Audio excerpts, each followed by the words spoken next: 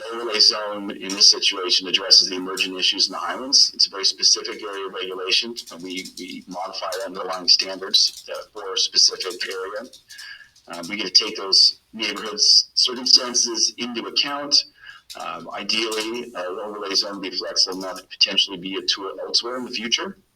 And it charts a path to encourage that neighborhood sustainable development and redevelopment. Once again, looking at those specific issues in that area that you're trying to target.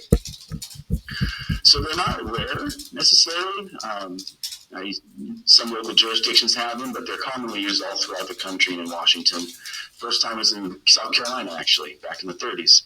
When they were using to address a variety of issues, everything from affordable housing to historic areas, pedestrian districts. Airport zones are a very common overlay.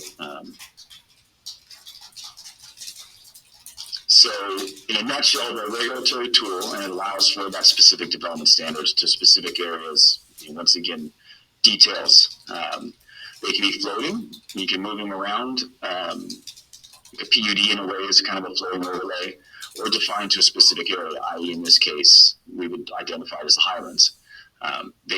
Typically they'll maintain those base standards of the underlying zone, but they'll modify them so that they'll take into account those unusual or unique circumstances. And once again, I mentioned earlier, ideally we can use them elsewhere in the city where they may be appropriate. Overlay zones give us a lot of flexibility. If there's something to take and use judiciously, it can be confusing if you end up in the city with, 10 zoning codes and 25 overlay zones and, whatnot.